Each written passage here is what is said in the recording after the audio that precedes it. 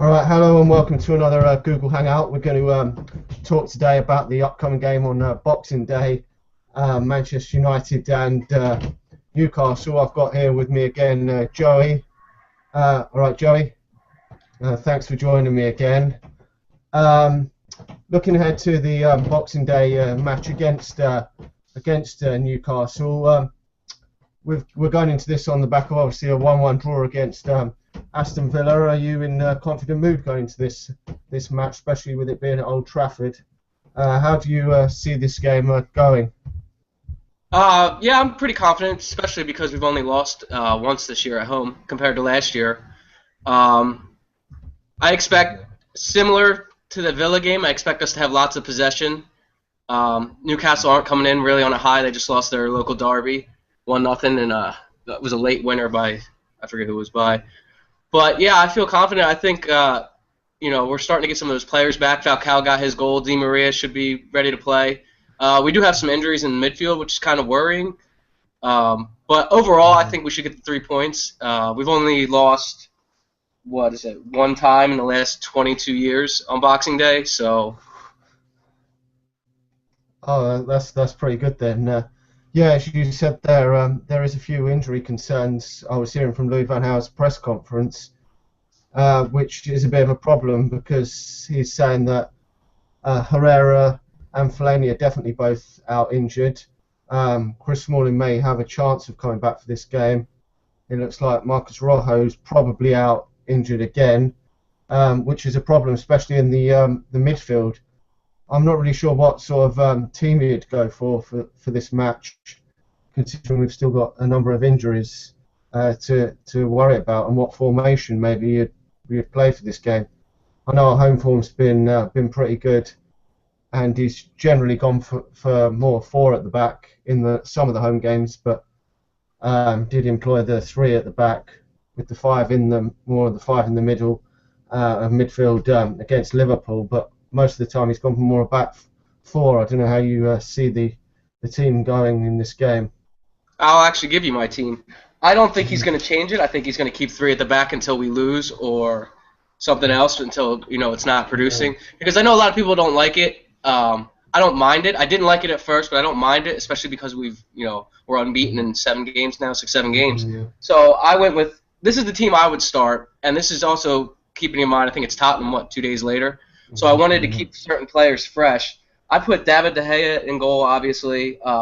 If Chris Smalling's fit, I have him in the middle of my back 3. If not, I put Johnny Evans there with Tyler Blackett and Phil Jones. Valencia, young wingbacks. I put Carrick and Rooney in central midfield. And then here's where I was thinking. I put Januzaj in the number 10 role because I think we're going to need Mata fresh for the Tottenham game. And I put Di Maria and Falcao up top to keep RVP fresh. Yeah. I'm not really sure whether Chris Smalling will play, but I would go for Chris Smalling in there. I think he'll probably play Michael Carrick again in the back 3. Obviously, David De Gea in goal. I think probably keep the back 3 the same because I would obviously play Chris Smalling if he's fit, but I would probably go for that same back 3 that played against Aston Villa. But it's in the midfield really there that's going to be a bit confusing. I think we will have to play Wayne Rooney in midfield, which I'm not really a great big fan of. But I would probably play him in there, and I don't know if probably one Mata maybe, unless obviously if Chris Smalling is fit, maybe Carrick can move into the midfield. It looks like Di Maria probably will play in there as well. And obviously we're going to have Robin van Persie and Radamel Falcao up front. I'm not too sure if he will play Adnan Januzaj because I have heard that he may go out on loan in the next couple of weeks to join David Moyes at Real Sociedad. And if that's the case, he probably won't play. But I'm not a big fan of this, really that much of a fan of this playing the 3 at the back. But I think when we get Raphael and obviously Luke Shaw back, I don't think we will continue to play this formation. But I do feel that Valencia and Ashley Young will probably be the wing backs as well in this game. Probably it's come too early for Raphael. But it is really disappointing that he's been now injured so much in his Manchester United career. I just wanted to know what you thought on Raphael actually again, because he has been out injured a lot of times for Manchester United, and it is getting a bit of a concern, isn't it? Really. Absolutely, because 2 years ago when we won the title, he got he played a lot that year, and you saw him. He was one of the best right backs in the league.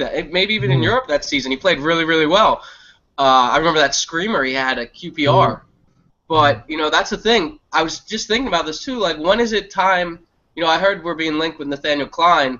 Sooner or later he's going to have to either play or he's going to have to go. It sucks because I like Raphael, but if he can't stay fit, there's not really a place for him. Yeah, definitely. I've said a few times that we're probably going to have to buy a new right back, but people seem to have criticised me for that. But he did have that really good season, and apart from that season, he doesn't seem to have stayed fit, which obviously showed a lot of promise in his early days, which is really disappointing. But hopefully he can get back fit and stay fit for this game. What sort of concerns do you think that Newcastle are going to pose to Manchester United in this game? The last couple of games they haven't been too good, have they? They did beat Chelsea a few weeks ago, so they can do it against the best, but they're very inconsistent.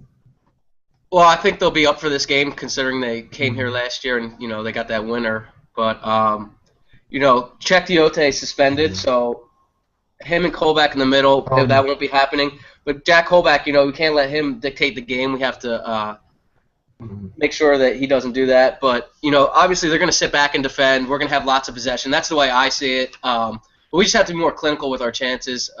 They're on their third choice goalkeeper, so hopefully we get a lot of shots in, put a lot of them on target, and I think we should play a little bit more through the middle this game. But we'll see what happens. Like I said, I think we're going to win, but anything's possible.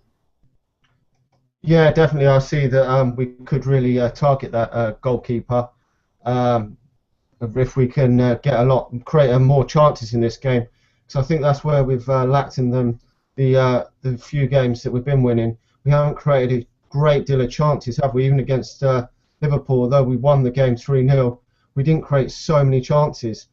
And in other games, like against Southampton, we didn't create many chances, which is one thing I think if we can create a lot of chances, I think we probably will score a lot more goals because our strikers are pretty clinical, really.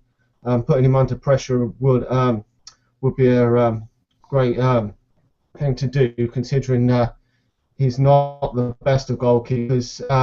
Also, on your day, Papi Cisse can score a goal. But I think we will have a lot of possession. It's a lot different to when Newcastle come to Manchester last season. A lot of teams last season were having a go at Manchester United and really thought they could get something out of the game. This season, as we've seen, like against Hull City the other week and Crystal Palace, a lot of teams are just sitting back and trying to defend for like a 0-0 or something, or just hit us on the break and just get a point or something. But last season they were really going and thinking they could get the win. So it is a lot different this season. But sometimes it can be a long, hard game trying to break these teams down at home when they put a lot of men behind the ball and we have a lot of possession, can't it, really? Yeah, and Louis van Gaal said that in his press conference. He said, at home teams just want to defend, and it's a little bit more difficult. But when we're away, if you're the home team, you're almost inclined to attack, so it's a little bit easier. But as you were saying with our chances, if we can create chances, we'll put them away. And that's been the story of this unbeaten streak is we've had few chances, but we put them away. And, that's what has separated us. Liverpool don't have a top striker, neither do Arsenal. So,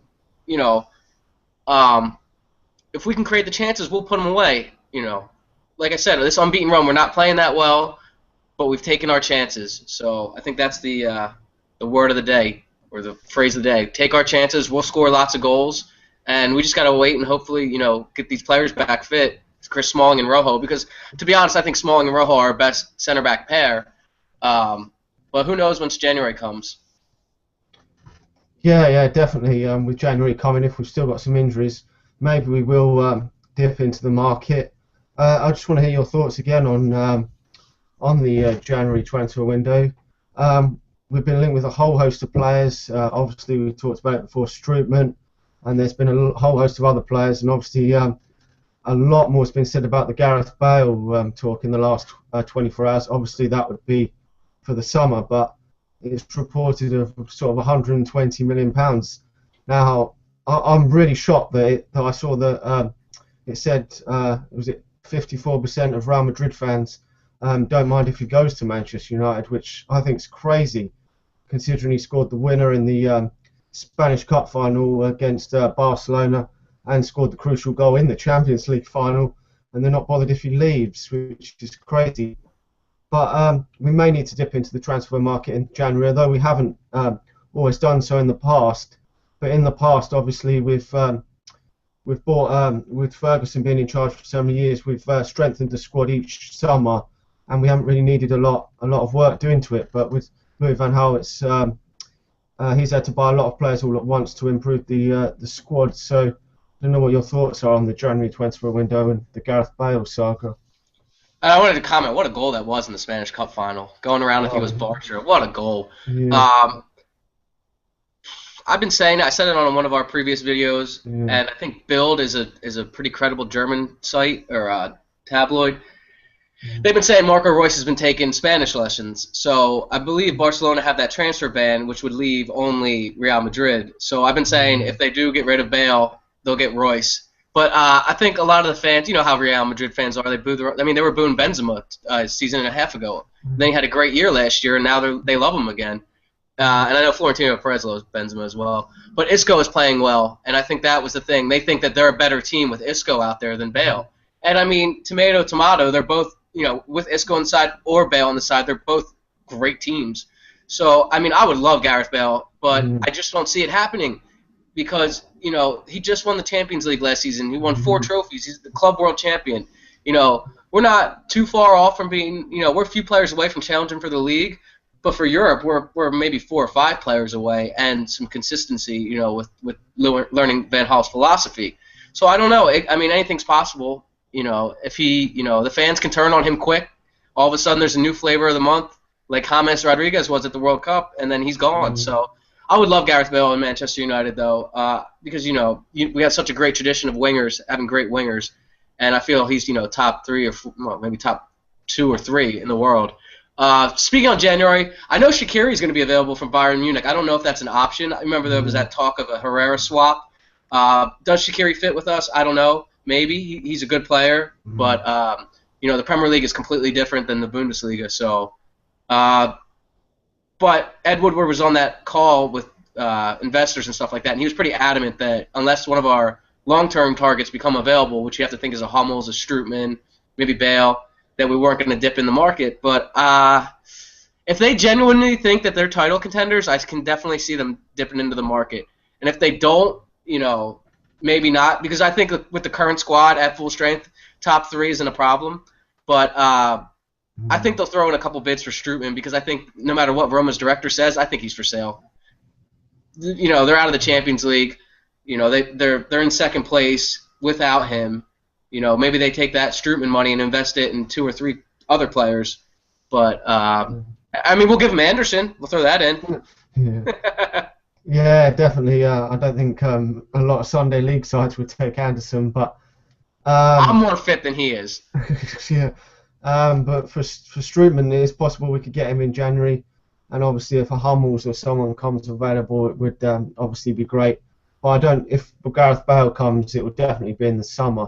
I just feel for 120 million, that is a hell of a lot of money. Yeah. Although he is a great player, I would say probably 100 would be enough for him. But you never know. Real Madrid are crazy. They like to sign a world star every summer, and you can only play 11 players. So we'll have to wait and see what happens. Anyway, what are your score predictions for the Newcastle game on Boxing Day? I'm gonna go. My head is saying 3-1. I don't know why, but I'm just gonna say 3-1. I remember that crazy game 2 years ago. We came back 3 different times. I think it was 4-3. Yeah. So that would be entertaining, but I don't really want to see that. Yeah. But I'll take a 3-1. I would be happy with a 1-0. I just want to win. because I think, with West Ham, I think they're a point behind. Southampton are 2 or 3 points behind. Mm. We just got to keep winning, and we'll put some distance between us and fourth. Yeah, definitely. I went for a 2-1 victory. Really, it should be more comfortable than this, but you never know, especially with the fact that we haven't kept many clean sheets this season. It would be nice to see another clean sheet, but any win will be great. I'll take even a 1-0 victory right now. But our home form has been pretty decent, so hopefully we can get the 3 points in this game. Have you got any more thoughts on the game or anything else you want to say before you finish?